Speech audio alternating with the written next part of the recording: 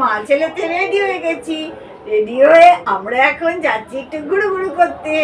কোথায় যাচ্ছি বলো তো? ভাবি তোমাদের সেটা বলবে। আমরা আজকে কোথায় যাচ্ছি? ওই দেখো মেলায় যাচ্ছি।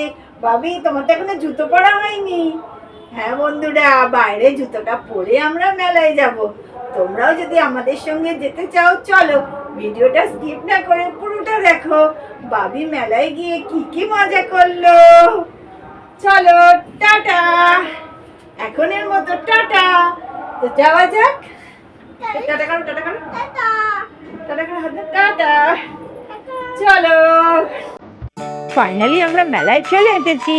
এই হলো মেলার প্রথম গেট, যেটা লাইটিং করে সাজানো হয়েছে আর লেখা আছে হাওড়া উৎসব। এই মেলায় ঢোকার জন্য 10 টাকা প্রবেশ মূল্য ছিল।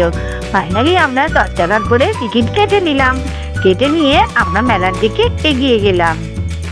টিকিট দেখিয়ে আমরা এবার ঢুকে পড়লাম মেলার ভিতরে। মেলার ভিতরে কত স্টল, আমি তো দেখে জাস্ট অবাকই হয়ে গেলাম।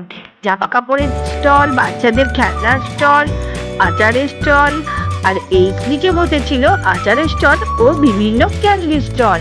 এইখানে ক্যান্ডি দেখে বাবু প্রথমে একটু বায়না করেছিল, তারপর নিজেই বললো না আমি ক্যান্ডি খাবো না বলে নিজেই ঘুরে বেড়াচ্ছে। মেলাতেও একা একাই ঘুরে বেড়াচ্ছে, দেখো কোনো ভয় ডর ও কিচ্ছু নেই। তারপর আমরা কিছু কেনাকাটি করছিলাম। বাবি চুপ করে দাঁড়িয়েছিল, হঠাৎ দেখি বাবি নাচতে শুরু করে দিয়েছে। দেখো বাবি কোথায় গেল, দেখি না বাবি নাচছে। বাবিকে যখন বলা হলো ডার্পুলিং এ চাপতে, বাবি কিন্তু একদম রাজি হলো না। এই জায়গাতে ছিল বিভিন্ন ধরনের বড়দের জন্য নাগরদোলা। আমার খুব চাপতে ইচ্ছা করছিল এই ব্রেক ড্যান্সটা, কিন্তু বাবি বায়না করাতে আমি আর রিস্ক নিলাম না।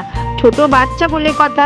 আগের বছরে যখন বাবিকে নিয়ে আমি এসেছিলাম, যখন বাবির বয়স ছিল 1 বছর, তখন কিন্তু আমি এই ব্যাংকটা চেপেছিলাম। ব্যাংকটা চাপার কথা তো আমি কোনোদিনও ভুলবো না, কারণ এই ব্যাংকটা চাপতে গিয়ে আমার দুজোড়া কানের দুলই হারিয়ে গিয়েছিল। তো তারপর দেখো বাবি বায়না করলো এই গাড়িটা চাপতে।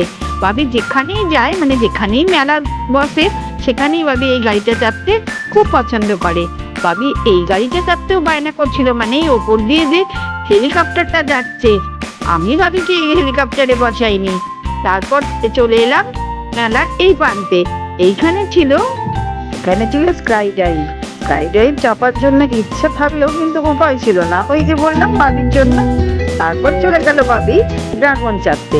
পুজোর সময় বাবিকে নিয়ে ড্রাগন চেপেছিলাম। ড্রাগনটা চাপতে বাবি আমার তো ভীষণ মজা হচ্ছিল, কিন্তু এই ড্রাগনটা যখন একটু টান নিচ্ছিল, তখন কিন্তু বাবির উপরে একটা প্রেশার পড়ছিল, যেটা যারা এই ড্রাগনটা চেপেছে তারাই কিন্তু বুঝতে পারবে। সেই জন্য এবারে আর ড্রাগনটা বাবিকে না চাপিয়ে আমি চাপালাম এই কার নাগরদোলাটা।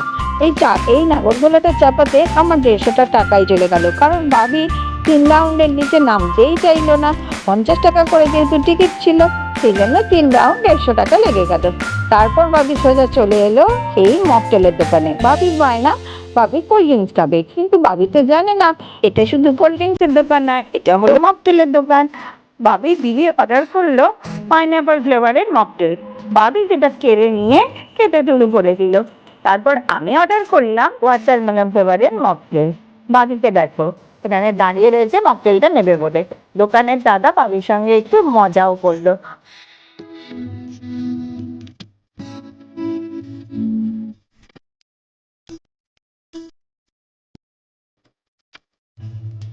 তারপর বাবি বুদ্ধিটা দিয়ে 2 হাতে চেপে ধরে মকটেলটা খেতে খেতে রাত হয়ে গেছে, যেহেতু মেলা বন্ধ তাই বাড়ি চলে এলো।